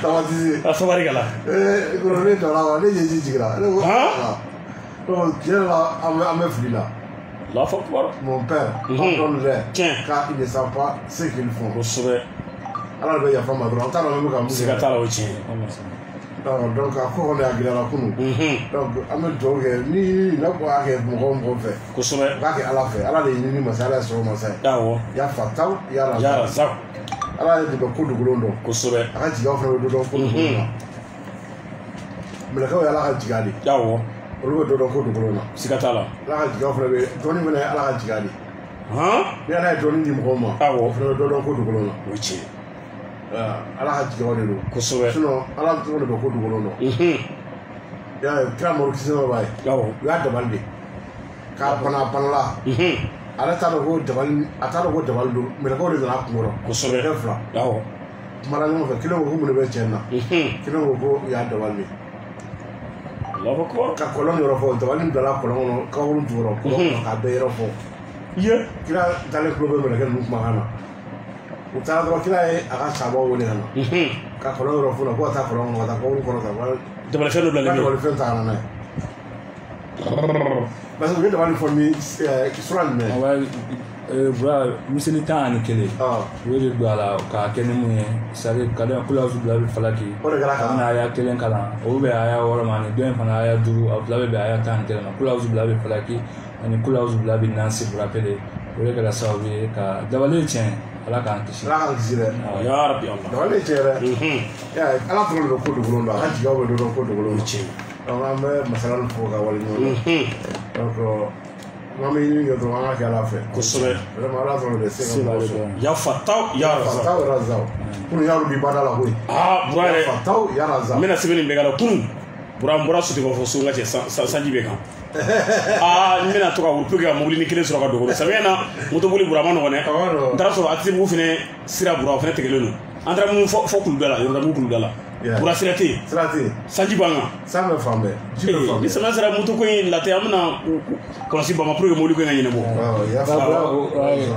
an ala wele dɔrɔn fɛn bɛɛ bɛ ala de bolo ala bɛ se ka bɛɛ di an ma fana bura fana a ye dugawu kɛ an fana ye a ye dugawu k'an ye quoi an kun bɛ ka an ka sanfɛla min don an yɛlɛmana kɔnɔ arafa don an bɛ ka dugawu k'an ye tabarikala ala ka ko kɛ hɛrɛ ye awɔ si t'a fɛ ale yɛrɛ fa kɔnɔ ma caman ko caman kɛra kunun kosɛbɛ équipe bɛ labɛn na championnat bɛ daminɛ semaine wɛrɛ a sera dɔw bɛ daminɛ semaine wɛrɛ dɔw bɛ daminɛ kɔta semaine awɔ donc si t'a fɛ ale yɛrɛ fa kɔnɔ olu fila ninnu ye 0-0 Malaga ale ni Alcorcon kɛra 3-0 kosɛbɛ La Nuncia ale ni Eibar kɛra 2-0 awɔ Celta Vigo ale tun bɛ ka AEP o bisimila Celta Vigo kɛra 2-0 Angers ale ni Lorient kɛra 1-0 awɔ Hoffenheim ale ni Reims Hoffenheim kɛra 3-1 awɔ Augsburg ale ni Cagliari Augsburg kɛra 3-1 kosɛbɛ Mönchengladbach ale ni FC Groningen awɔ Mönchengladbach kɛra 2-1 Eintracht Frankfurt ale ni Saint-Etienne Eintracht Frankfurt kɛra 2-1 Union de Berlin ale ni Atletico Bilbao kosɛbɛ Union de Berlin kɛra 2-1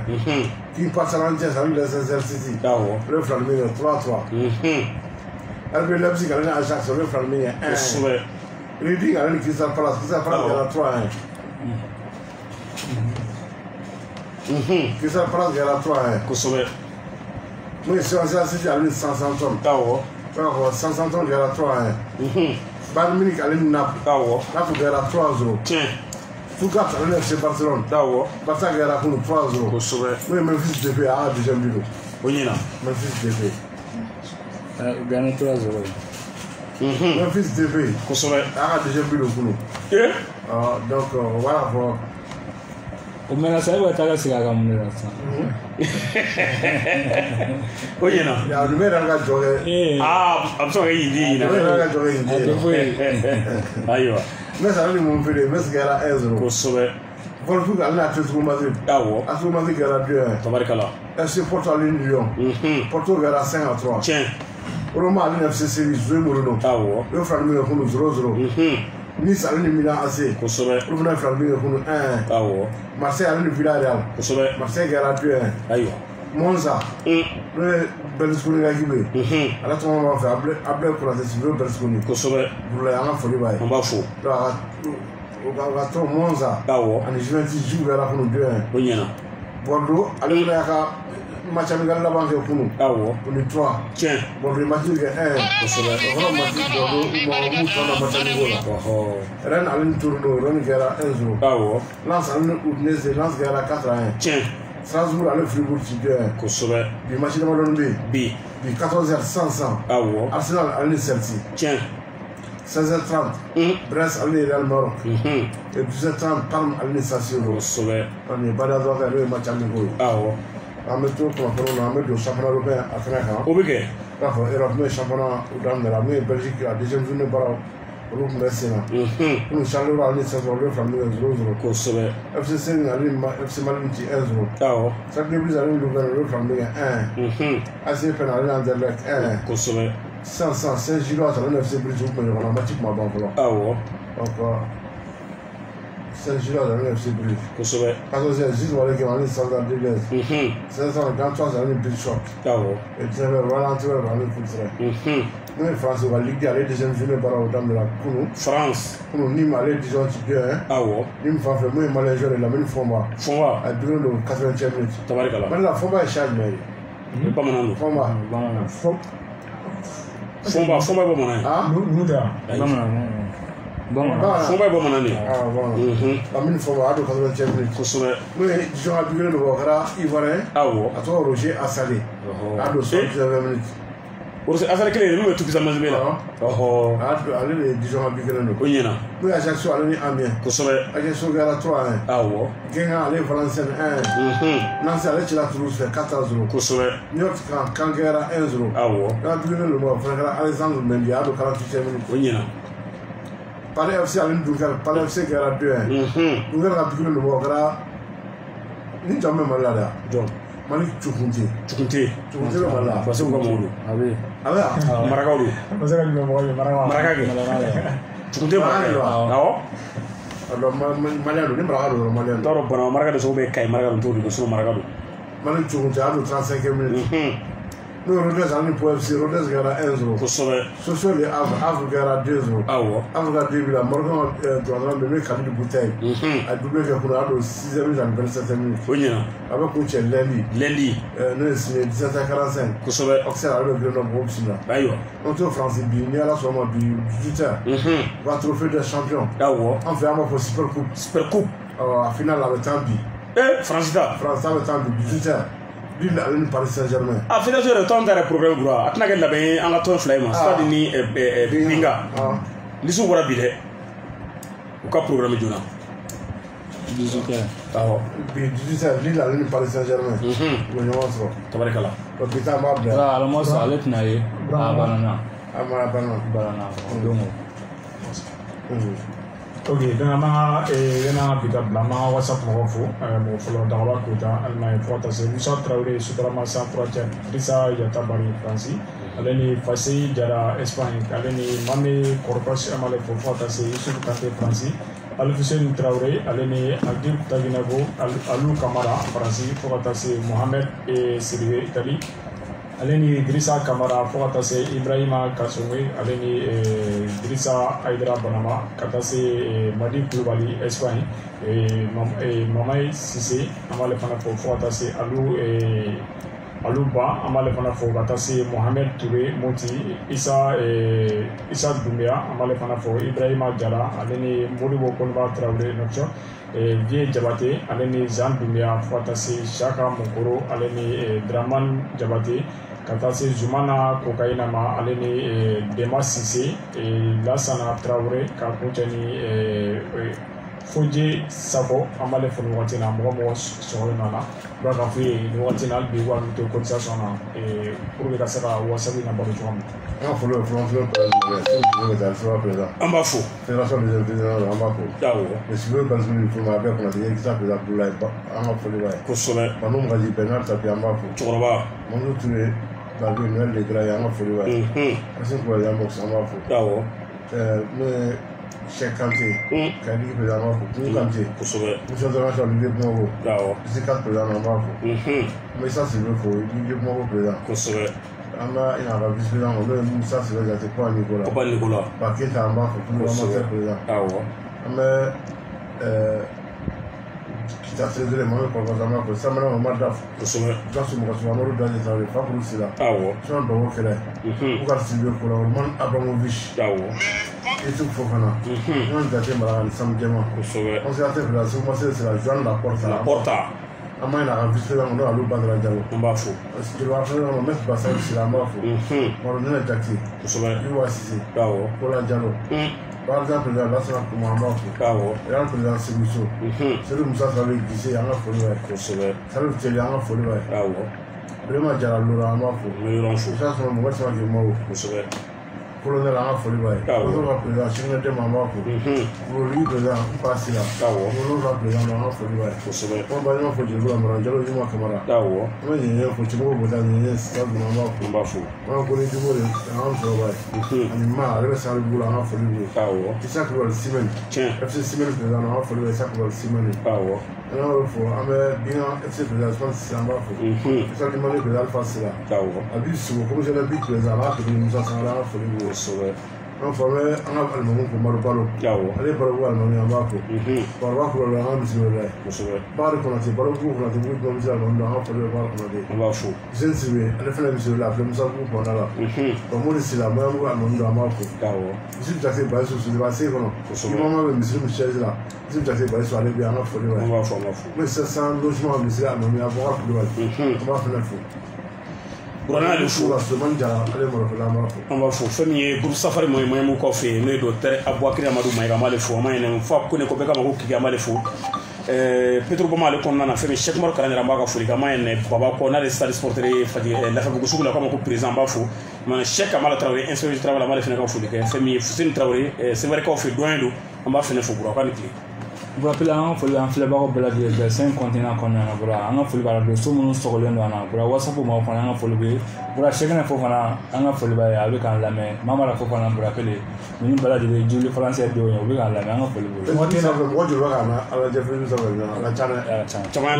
Ni wote na zwana kwa male football na fase gasu jara kunmani walimu kulwa li yiri majo kabo alame aleni ni na msoba kaja ni bana ko fi na toro bia Daniel la tume mangu après dans Tanzanie boisson en afro en afro Daniel la tume awo ba ko jikoro ni biri ba ma fini fo no sirigi koza awo asiro za waja ko ka dene tuno to Musa koza Musa sibe santam dula ko so alors tuna kunu samedi 31 juillet quand il va rejoindre le Musa koza awo asira je va falloir au 76 44 76 14 66 44 76 14 so auto kono no awo adapo wo be ko asa mo mo no be fara e ba kram ga te on crée la formation que nous niveau cap bac BTM BTD awo DIG licence maîtrise et diplôme licence en sciences assez dans les classes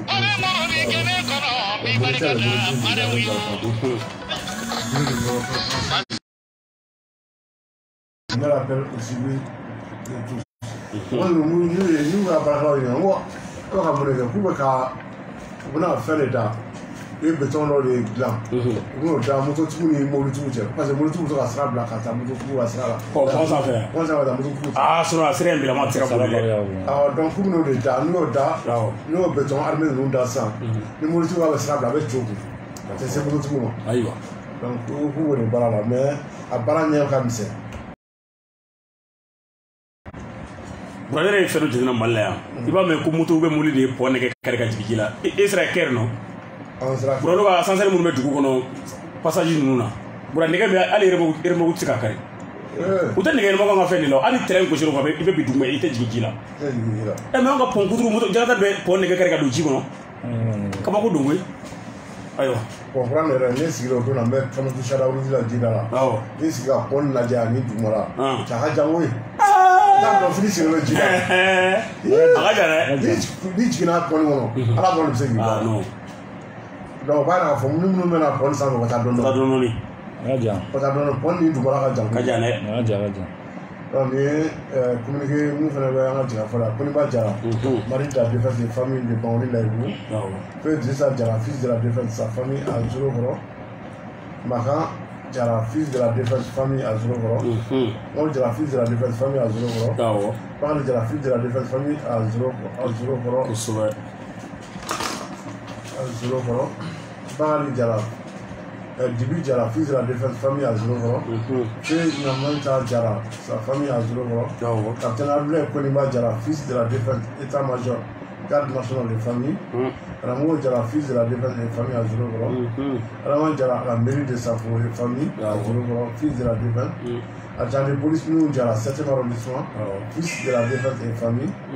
Moussa Djara, fils de la défense et famille à Zurogoro. Nous sommes les madame Flora, nous parlons Flora. Ou pas, grand-mère. Nous Sabou Niare, à l'âge de 83 ans. À Grabon, la Boula. Entraînement au jeudi le 29 juillet. Au Karakavana, jeudi. Au Karakavana. Donc, voilà, vous rappelez, maman, on m'a lancé ça, m'a bâclé à Nikeme. Moussa Keta, on a pour la cour à pour le pain, pour le bail. Dans la suivi, on va au bois. Check up pub, papa peut prendre la photo. Frère de ma Sofiou. Ah, vous êtes sous le bas, vous êtes où?